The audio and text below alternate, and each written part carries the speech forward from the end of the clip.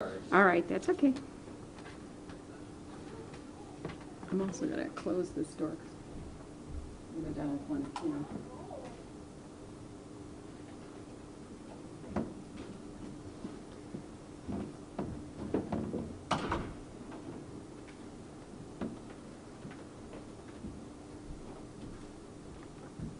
Good afternoon. I'm Dr. Sandra Martin. I'm the Public Health Administrator for Winnebago County, and I'm pleased this afternoon to talk a little bit more about the information that you received on the follow-up of the heavy metals that have been detected in the water as part of the Chemtool site sampling. So it's important to understand, and I've got some maps up here because it's important for the community to understand where this occurred, the history on this particular location, and kind of the recent events and timeline regarding this. So water was done as part of sampling, as part of the ongoing follow-up to the Chemtool site. So I'm going to bring you over to this map here. And so if we look here, this is the generalized Chemtool site. Now it's on the former site of the Beloit Corporation Superfund, which is a much larger area. So monitoring wells, which are these red dots, were placed by the Environmental Protection Agency at the time of the Superfund designation simply to monitor for the presence of different compounds and components in water sampled from those areas. When we talk about monitoring wells, they are not used for drinking water. So it's very important for the community to understand these are not used for drinking water. They are monitoring wells only. So they are not used, only thing they're used for is to determine chemicals or presence of contaminants in water. So to give a little more orientation, this was the South Beloit, what they called, the Beloit Corporation's, it was a research and development testing site. So that's in this area. And so you see one of our monitoring is up in that location, close to the Rock River, down. This is considered Innovation Drive that comes through that area. So you have locations within Chemtool, and you have monitoring wells further down around Taylor Refrigeration Corporation. So this area had multiple monitoring wells along with a monitoring well over in what was considered the Black Hawk neighborhood. And I know a lot of people, and they've been looking at Nextdoor apps and figuring out where that location is, so it's important for us to understand what those street locations are. Now I'm going to take you over to this map, which is out of our, what we call our WinGIS system, so it gives us a more graphical representation. So let's go and kind of give you an orientation. Here's the Chemtool site. Here's the research and development site from Beloit Corporation. This is Innovation Drive. This is Black Hawk Drive. This is Watts Avenue. This is Taylor Refrigeration at the far end, Dingham Drive, and again, this is much more light industrial area. So what we learned this week as part of the testing that was done by the Environmental Protection Agency is that 16 out of the 20 monitoring wells in this area showed or detected what we call heavy metals in them. These sites are routinely being monitored as part of the Superfund site for what we call VOCs, volatile organic compounds. So this was a new finding. So again, we have to be cautious about this. Why? Because as we look at this site was very large, it's not necessarily associated with Chemtool. So the monitoring wells did what they were supposed to do. So after an event such as this, they will do additional sampling, they'll expand what they're testing for, and those are the wells that we have concerns about. So we often talk about what is the metal contamination piece that we're talking about, and I'm going to give you a long word. It's called the Tiered Approach to Corrective Actions Objectives, or TACO, which we also call the groundwater standards. And those metals detected exceeded what we expect to find in groundwater sampling. Heavy metals identified included antimony, cadmium, chromium, and nickel. We want to be clear that the source of the contamination is not known, and it shouldn't automatically be assumed that it's associated with the Chemtool, because this is a very large area. This was an area in this region that as part of the Superfund. When you read on that, it was used for, basically they would spray things over there after they were done testing things. So there are lots of things that could contribute to that. I want to be clear, now my map's a little limited. If I were to go over this side where we have the rest of Rockton, that the community water supply was tested, no metals were found. But again, this becomes important to understand because a little bit about the environment is, and I've got my environmental person here that's going to help me make sure I do this right, but water typically flows toward the river. So it's not to be pulled in this direction. It's more likely to go in this direction. So this became why we sampled wells in this neighborhood bounded. If you look on the upper portion here, we started looking at Wright Avenue, that we've got kind of bounded by this region here. So Blackhawk, Watts. Did we sample every individual well in that community? No, we did not, because 2 homes next door, they're drilled at the same depth, do not need to be sampled, right? We're going to sample, I'm going to call it more of a random pattern so that we can pick up if there's a concern or the issue. So on Wednesday, our environmental health team went out to talk to the individuals and get their consent for the Illinois EPA to come on site and take those water samples. These are not water samples you can just run at home or a home test or go to the Home Depot or even our local lab. They are done by the Illinois EPA lab because they're very specialized testing. So the idea being that we will, when we know the results of those, first of all, they will be released to the individuals first, right? And we're not giving you the locations of their homes. It's kind of like private information. But the idea being is, are there other metals someplace else in here that we need to be concerned about to understand that entire impact?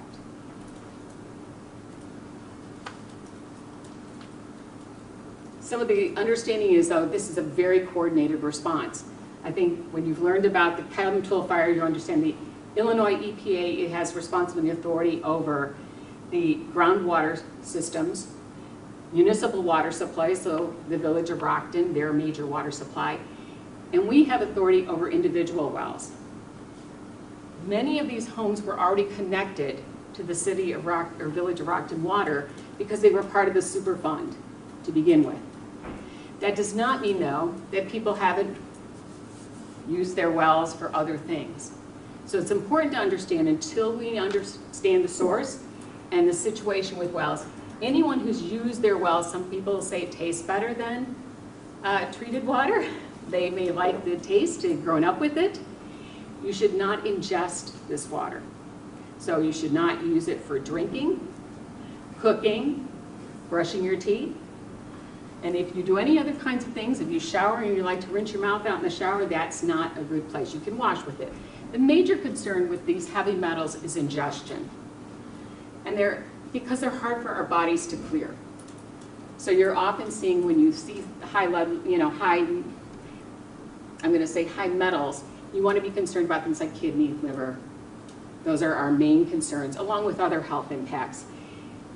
And so our concern is, we want to make sure that no one is drinking water out of those areas. They can use it for, watering their plants, doing their laundry. But anything where you're going to ingest that water, we ask that you not use those individual wells. You should use your city hookup to the water for that kind of activity. If you have infants, make sure that you are using bottled water to prepare any infant formula, unless you're using the source of water from this village of Rockton. So as we go through this process, we said we would keep you informed of what we're learning and what we need to know more about.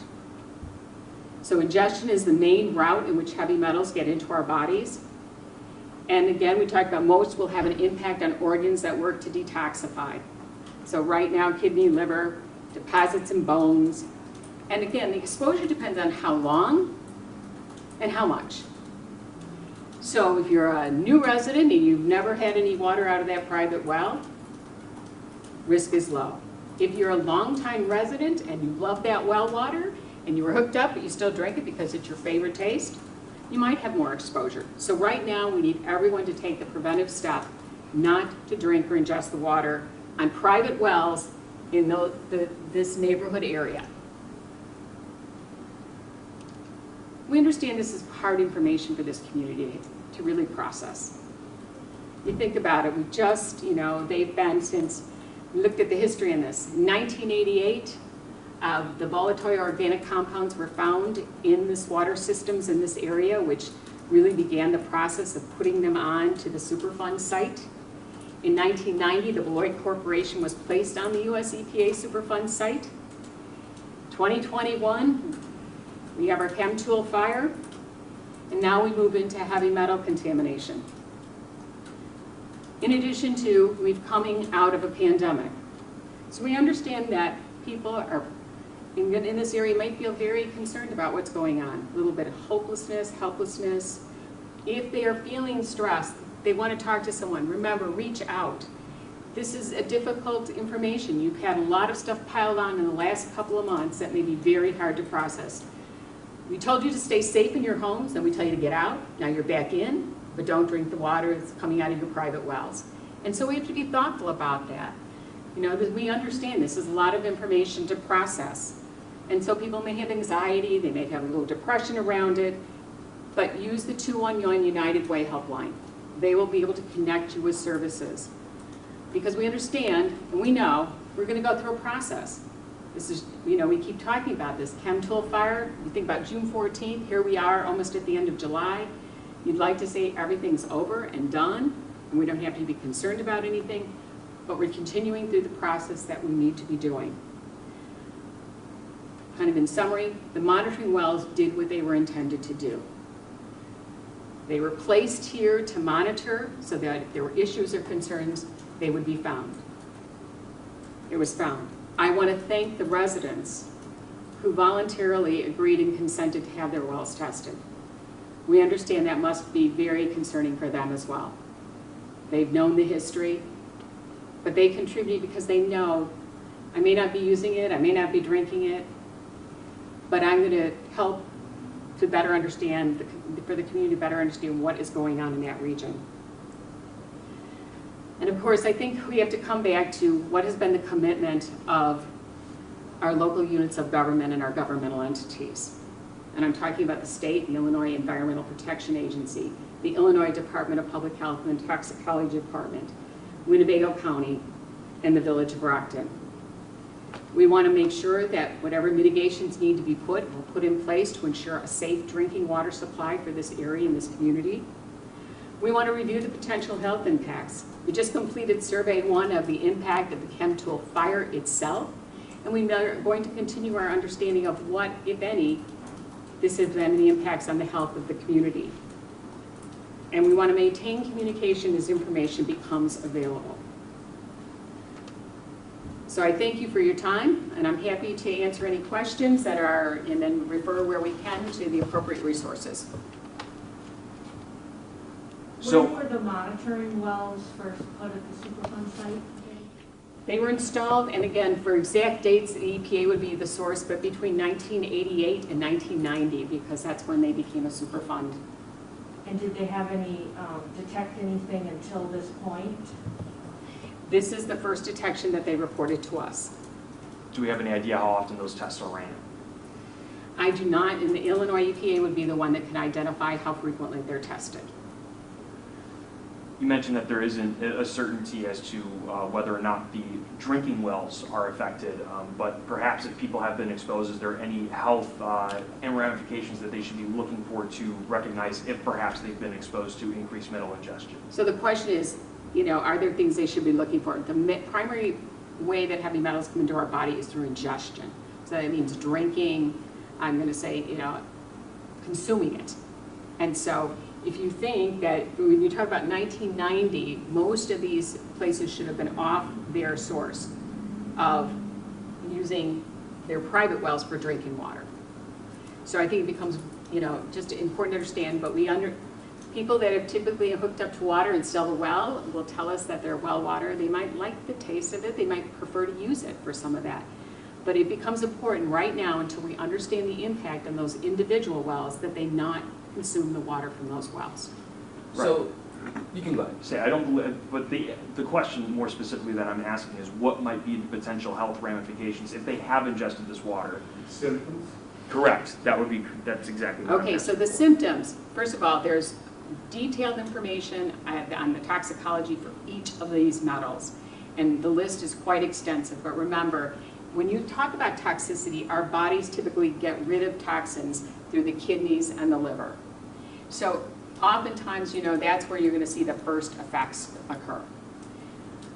But the other part that I want to, the state of Illinois has an extensive cancer registry. We're one of the gold standards in terms of cancer registries, and there's been nothing that has popped up of concern in those areas, because that's another thing. There's lots of other monitoring systems. This was the environmental monitoring system. The health monitoring system did not pop anything that we would have concerns at this time. But we will go and dig deeper again.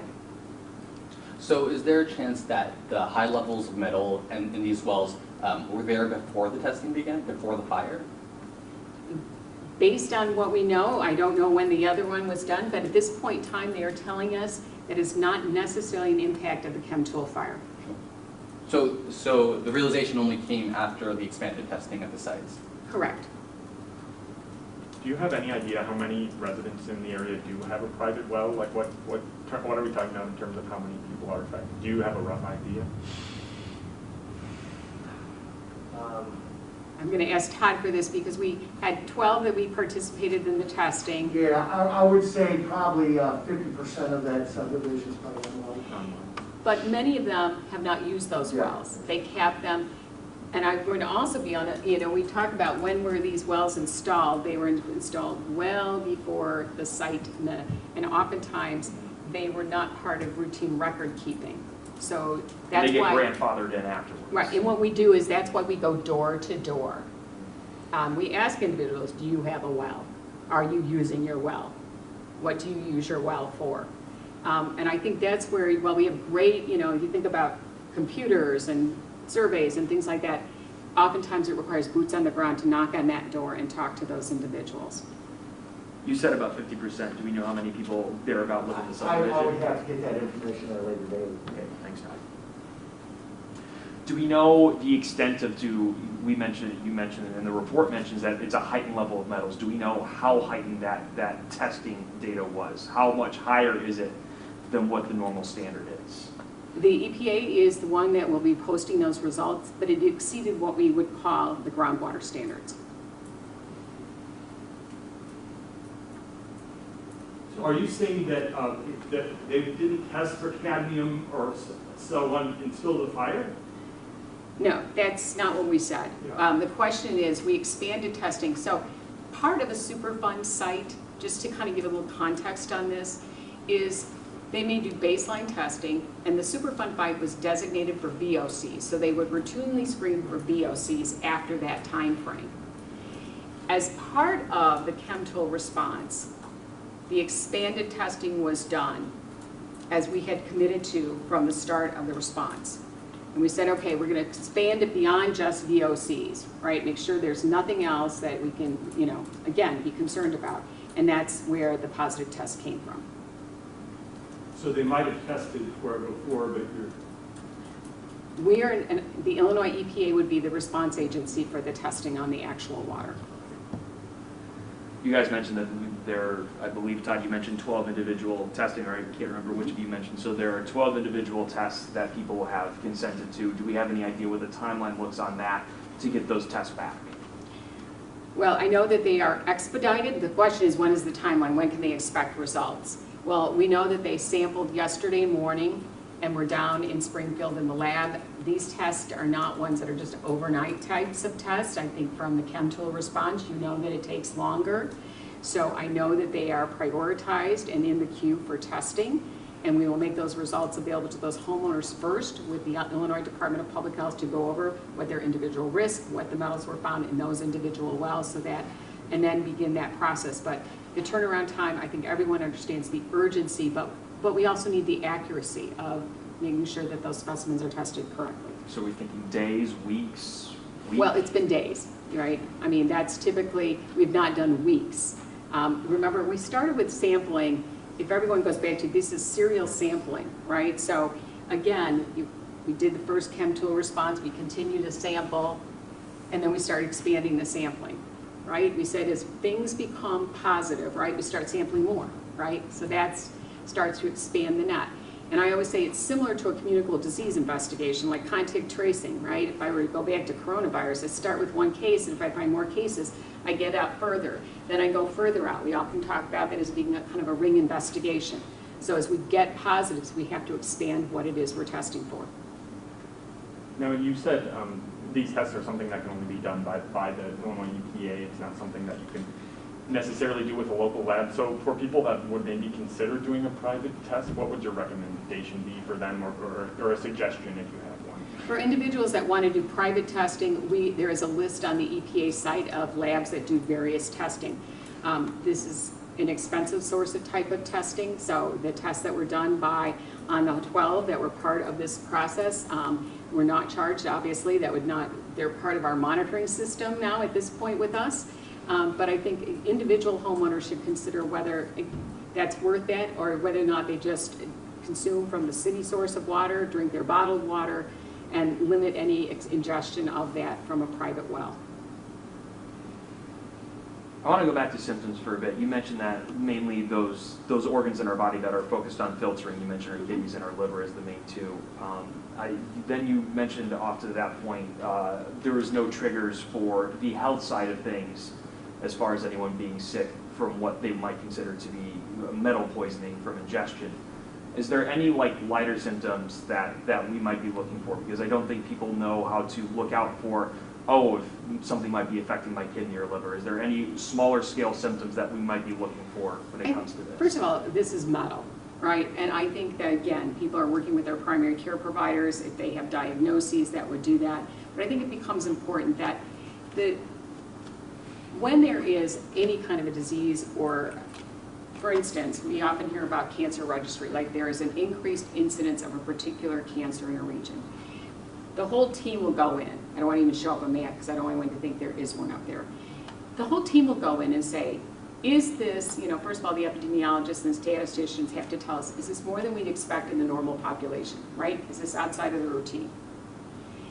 If it is, then what are the causative or contributive factors that might, be a part of that? And remember, part of ingestion of any metal, even lead, when you think about childhood lead, it's the length of time that someone's exposed and the quantity they ingest.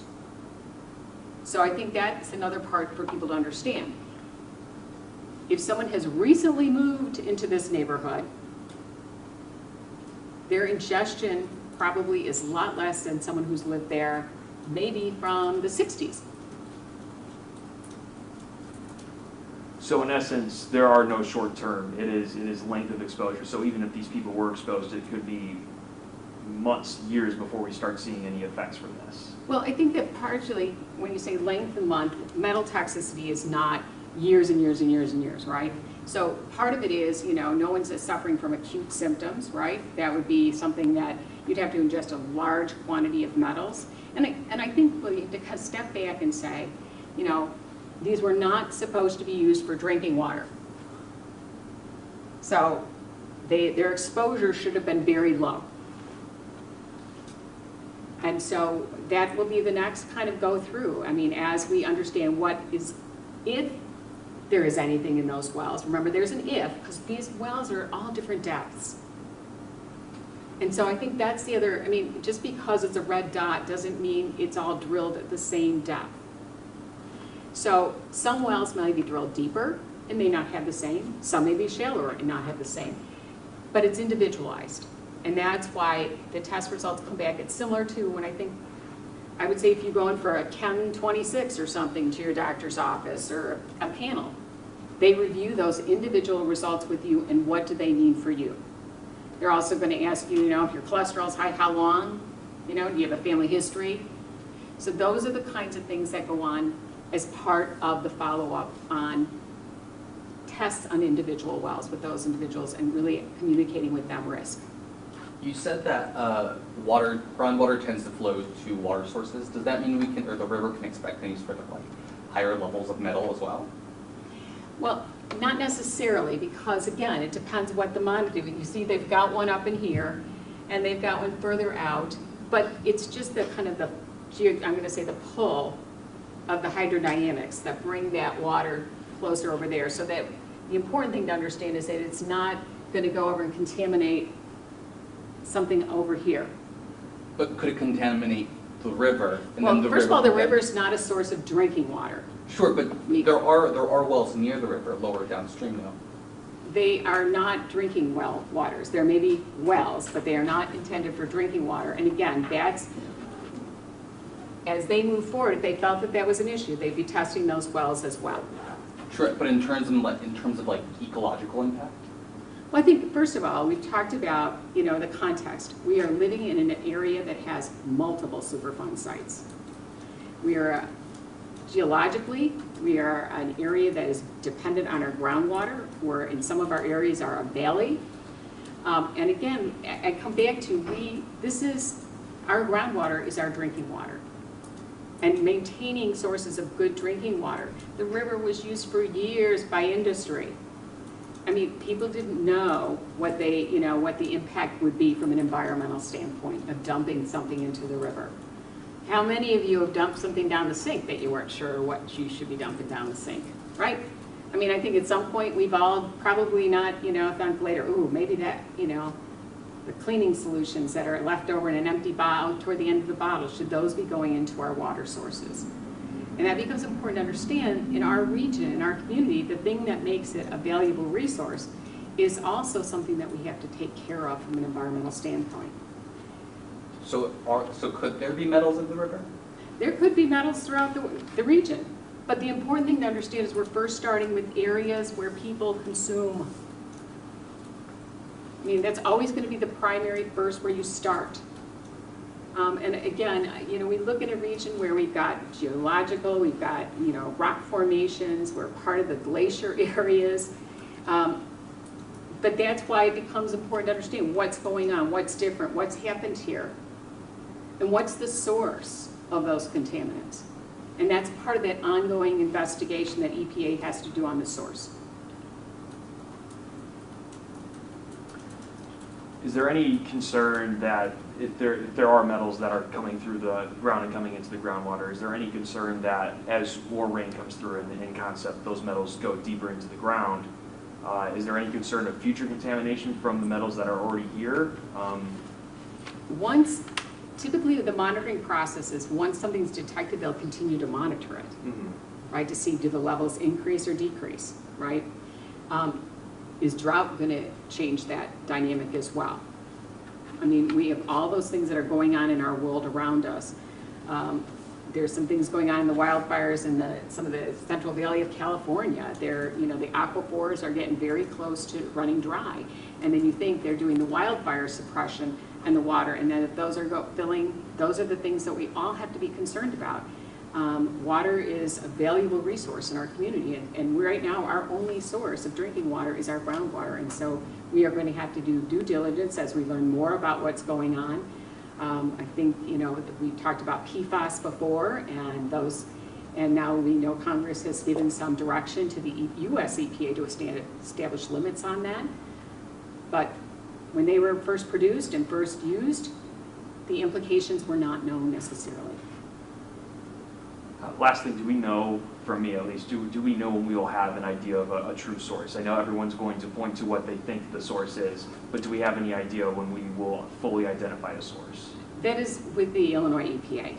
They are the primary response agency on that. Certainly they want to identify it as quickly as possible, so if there's a way to stop it, if there's a way to mitigate it immediately, they will do that. And I think that becomes important to understand. We have all differing levels of response. We're at the individual homeowner response with Illinois Department of Public Health as our partner.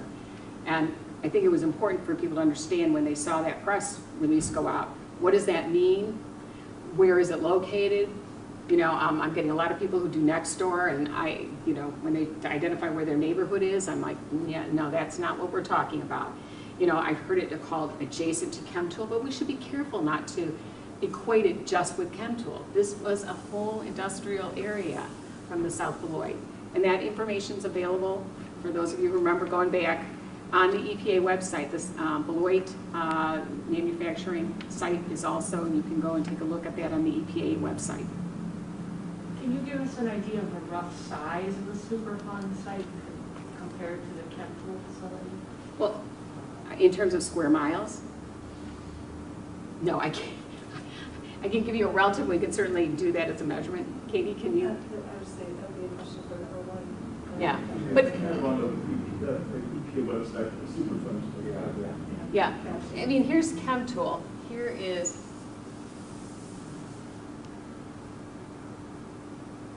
so obviously Chemtool is, you know, even if you were to look at it spatially, not, you know, not even a third of it.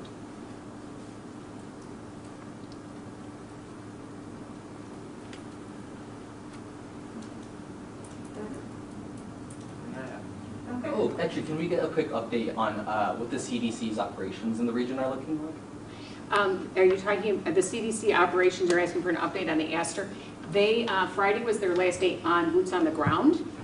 They took the initial, we had over 2,000 responses to the initial survey. We now have secondary surveys going out based on responses. One is the pet and livestock. I have to admit we had to get a consent for people to, we hadn't really ever pursued that before in the health department, so that we can obtain veterinary records if it makes sense, as well as those individuals who that indicated they had sought health treatment. And again, we're hoping to have some preliminary in the next couple of weeks, just more just what we call descriptive statistics about what the response rate looks like, who is most likely to respond, what, you know, area responded the most. But that is all going on now in what they call the EIS officers of the CDC are located in other states, and so we typically do a weekly check-in via Zoom and what their data is looking like and what additional information is coming through. So those are the health surveys you're talking about. Correct. From earlier. And how many, do we know how many thereabouts we got responses to the health survey? Yeah, we had over 2,000 responses. Okay. Which I think is a very, again, very promising, and again, preliminary indicated that we got the area in the 1 mile zone that we needed to. As well as some outside. And some outside. It'll be very interesting. You know, heat maps help me tell stories about where things are at, and I think I needed to show a map where people were at so they understood the impact of where we are at when we talk about the Chemtool, when we talk about the Beloit Corporation, when we talk about what addresses we're talking about, so that people, you know, do not, and again, from that standpoint, we'll do as well for the health impact survey. I had another question. So say a lifelong well drinker in the Black Hawk neighborhood is concerned, should they go to their doctor to get a test before they go to the water testing? No, at this point, you know, the question is, should they go immediately to their doctor and get tested and get their water tested? We first should know what the wells in this area, if they show nothing, right? It's kind of like, that would not be, you know, a screening that they would want to do, and I wouldn't be able to tell the physicians what to screen for, Okay. right? I mean, every kind of step of the way in investigation tells us what do we screen for next, right? So, you know, we're starting with the VOCs and the air and the water and the chemicals and what we used to suppress the fire and how much smoke and how much debris, right? We did that. Now we started this kind of piece of monitoring that was expanded, right? Now we've got some additional information, and then we keep building on that. And that's why it becomes important to understand that we are still going to be in response for this. That is not something that's solved in, you know, a month, right? We're 6 weeks into it, maybe a couple of months. And I know people would like answers yesterday, but that's not possible. You know, we're moving as quickly as we can on the sites to make sure that we are not leaving any stone unturned. All right, thank you. Thank you.